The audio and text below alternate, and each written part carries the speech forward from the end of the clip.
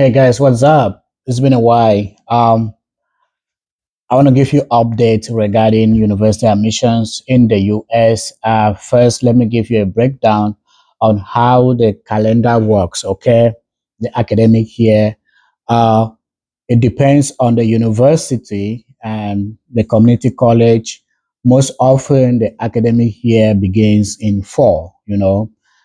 Some schools they have quarterly a semester. Some they have full semesters. When I mean quarterly, in a semester, some might have two terms, right?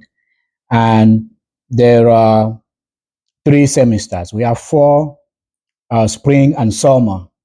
Okay, fall starts somewhere around August, September, right up to mid-December, and spring starts in January up to April. Uh, Summer starts in June, right up to end of August, and fall starts again. That is how it goes. So most universities they continue to take students even with at each term, right? Um, you can start in a mid-term, like in a mid-semester. If right now admissions are closed for spring one, schools will resume in January. By mid-January, so admissions are closed. Admissions are open for spring two that will begin in March, right? So admissions are open in spring two and summer one.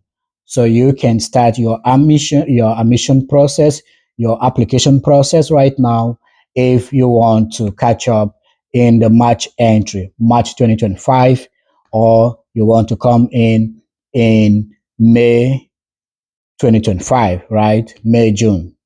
So that's it. Now, guys, I want to let you know you can get admission in most universities here in the US. Okay, you can get admission for your master's program, for your PhD programs, but the issue is if you are capable of paying your tuition. We do understand that they have scholarships. Okay, there are a lot of things put in place for you to be able to get a scholarship. But if you're able to pay your first tuition, you can easily get admission. Now, what we another requirement is the language proficiency. Let me tell you something. Right now, most universities are updating when it comes to language proficiency, depending on the number of students in their university from overseas, right? For example, if a university has had students from Cameroon, Nigeria, Uganda, Ghana over the years. They now understand that these students are able to undergo the course. They don't have difficulty. They are waiving language proficiency from students coming in this country. And what they usually say is, provided your course was done in English and your transcript states that a medium of instruction is English, which most countries that are English speaking countries they meet. Some of countries again, so over the years, some school might be specific, right? They will make this clause and they still mention the particular countries. Even countries that are English speaking, they might reject them. Why? Because they have not had students from this country in their universities. So as time goes by, students that come, they will update and they keep updating. I think with time, this language proficiency thing will go out. It becomes more strict in for countries that are not English speaking.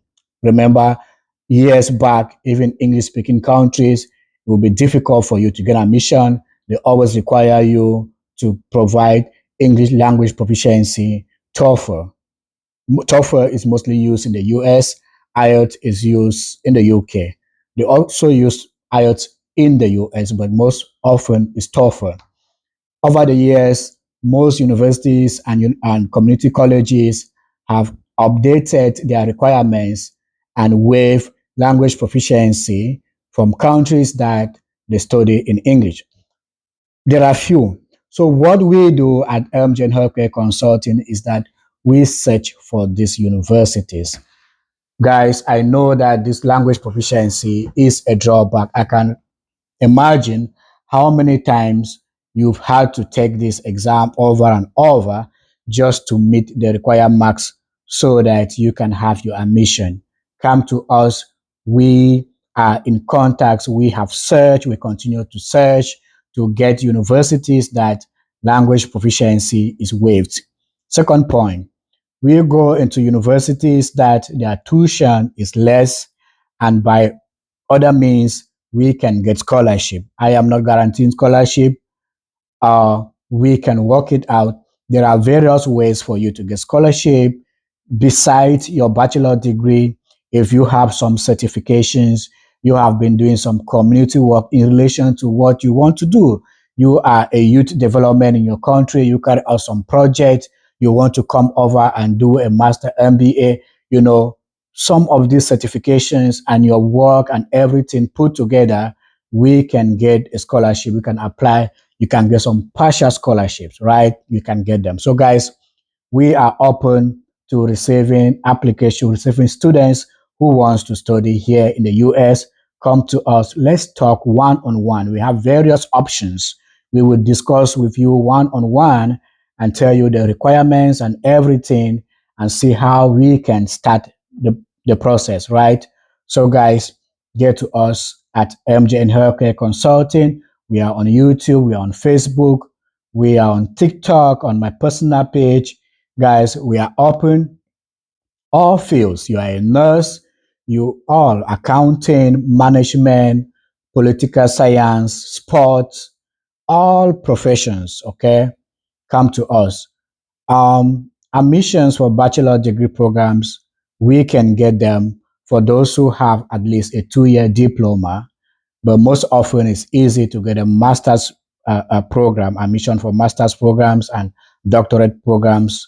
You know, like if you come in just with A levels, high school, to get admission for a bachelor degree program, the requirements are somewhat much more difficult, right?